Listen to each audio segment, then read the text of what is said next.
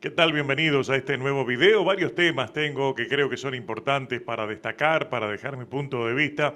Uno de ellos, quizás el más trascendente, es la notoriedad que va a cobrar a partir de este fin de semana Joenly Feliciano Hernández, el invicto cubano en el peso mediano, que va por una pelea que le puede significar el boleto directo a una disputa de título de los medianos en el Consejo Mundial de Boxeo, a partir de lo que va a suceder con Carlos Adames, que ya confirmó y ratificó que se va a 168 libras y abre evidentemente el camino para una condición de vacante del título que evidentemente va a beneficiar a Feliciano. Al mismo tiempo tenemos que establecer algunos nuevos puntos de vista sobre lo que va a suceder con Adames en función de sus posibles aspiraciones en la línea ascendente del Consejo Mundial de Boxeo. También les tengo que hablar de lo que va a suceder este martes, donde la Cámara de Representantes de los Estados Unidos va a votar la modificación a la ley Ali, lo que puede provocar realmente un verdadero tsunami de cambios a nivel del boxeo dentro de los Estados Unidos. Hay que aclarar eso también. Y obviamente la noticia que ha sacudido el mercado del boxeo y ha sido de que finalmente la Federación Internacional de Boxeo le retiró el título a Jay Opetaia. Les voy a decir qué pienso de eso y también de lo que pueda suceder a continuación luego de que la Cámara de Representantes vote la modificación a la ley Ali. Todo eso en este video a continuación.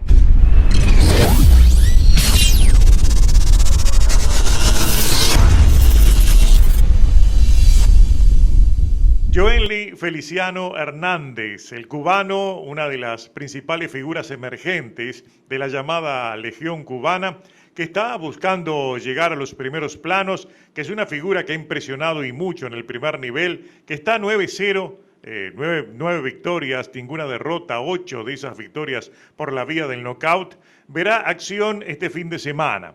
Será en una de las peleas coestelares de la cartelera encabezada por Sebastián Fundora contra Keith Thurman en Las Vegas. Va a enfrentar a Tyrell Boucher, que es un veterano con 24 victorias, 5 derrotas, un empate, 12 victorias logradas por la vía del knockout, que es verdad que viene de 2 derrotas, pero que en general ha mostrado ser uno de esos probadores exigentes y que siempre da grandes espectáculos en sus peleas. De esas 2 derrotas, una fue contra Elijah García por decisión dividida y la otra en el 2024 por decisión unánime ante precisamente el actual campeón Carlos Adames. Me refiero a los medianos del Consejo Mundial de Boxeo. Las otras 3 derrotas en su carrera fueron contra Tin Tszyu, contra Erickson Lubin y contra Eris Landilara. Él es un veterano de buen colmillo, es competitivo, tiene buena resistencia al golpeo. Es un hombre que siempre utiliza métodos agresivos, es una ofensiva realmente de esas de poner presión en sus rivales y va sin tenerle ningún tipo de temor al intercambio abierto.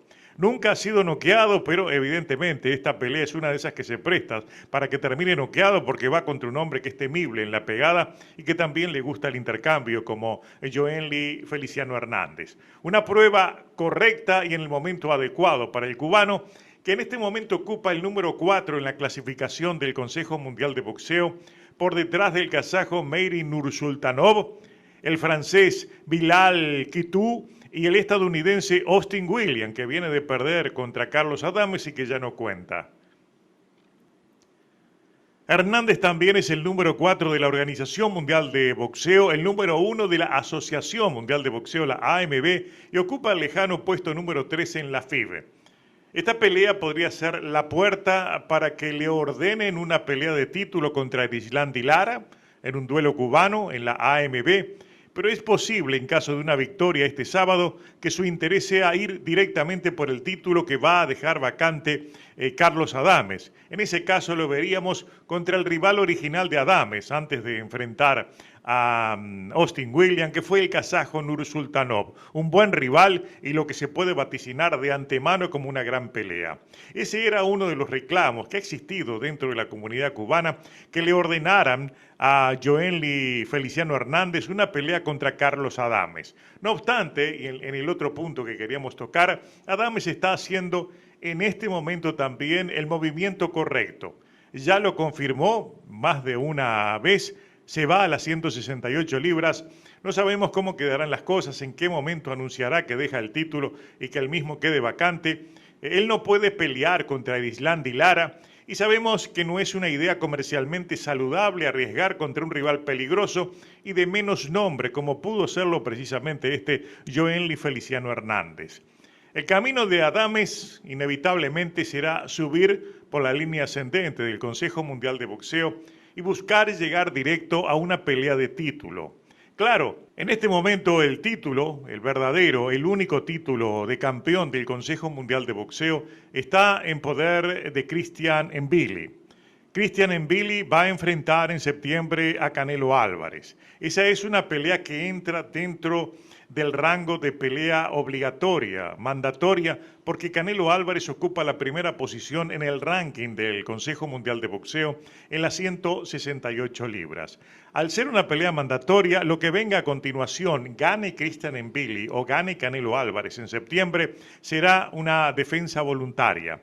En ese caso, entonces, en los dos casos, dependerá de que cualquiera de los dos quiera asumir una pelea contra Carlos Adames, algo que suena lejano y que sea difícil de concretar.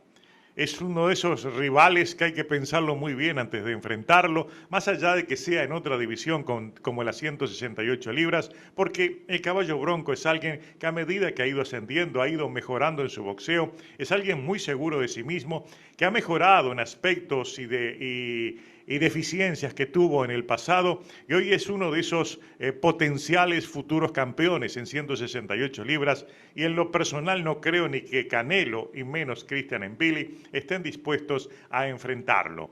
En ese caso entonces puede quedar allí en un vacío esperando su oportunidad, la que le corresponde por reglamento, como campeón de la 160, puede aspirar a desafiar al campeón de 168, pero todo eso puede demorar demasiado.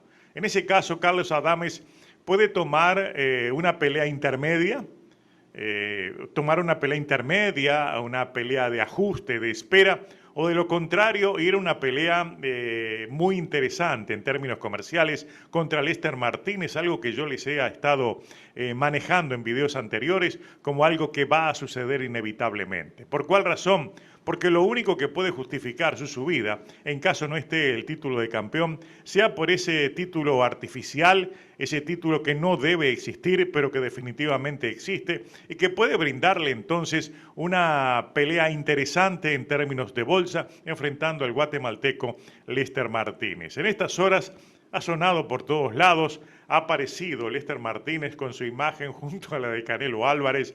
Es bueno recordar de que más allá de que sea un sueño legítimo, que sea una ilusión legítima, las cosas para Lester Martínez se le van a complicar en términos de que la condición de campeón interino no es una condición que le permite exigir una pelea obligatoria contra el campeón.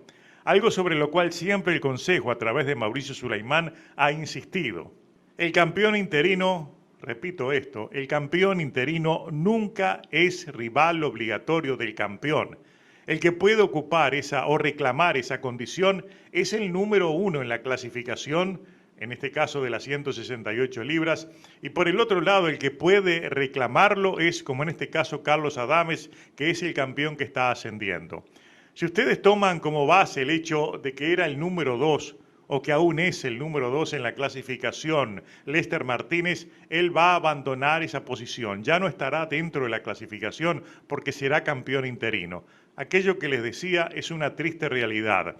Los campeones interinos suelen quedar secuestrados a ese cinturón, que es muy lindo verlo cruzado en su pecho, pero definitivamente les anula todas las opciones. Máxime en un lugar donde el futuro campeón será Canelo Álvarez y quien decide es Canelo y no el propio Consejo. De ahí entonces a que ha sido más que un beneficio, un perjuicio que le han colocado en el pecho a Lester Martínez, independiente que sea tan embromado tener que aceptarlo. Por eso les digo que una de las mayores opciones de que veamos nuevamente en acción a Lester Martínez va a ser precisamente contra Carlos Adames. Yo les dije que recortaran y pegaran. Si ustedes quieren, vuelvan a escribirlo, a recortarlo y pegarlo. en el refrigerador, que lo que veremos será a Lester Martínez contra Carlos Adames, que está abandonando 160 libras y quiere hacer historia en los supermedianos. Los otros dos temas de la jornada que creo que van a ser muy importantes durante la semana también, especialmente este martes. Por un lado, la Cámara de Representantes de los Estados Unidos va a votar este martes el proyecto de ley HR 4624, la llamada ley de revitalización del boxeo estadounidense Muhammad Ali. Todo esto que se presume va a ser el voto positivo, ya están los votos y evidentemente va a seguir recorriendo su camino allí en el Congreso con poca oposición, con pocos reclamos, con pocas exigencias de la prensa. Realmente va a tener un camino blando hacia la aprobación y viene un gran cambio para el boxeo. Un cambio del cual vamos a hablar en su momento, vamos a consultar a quienes están más por dentro de todo eso porque realmente son modificaciones que van a alterar muchas cosas del boxeo que está enfrentando, por un lado, los problemas de falta de un liderazgo efectivo en los organismos y porque va a aparecer un nuevo organismo que será SOFA dentro del panorama del boxeo.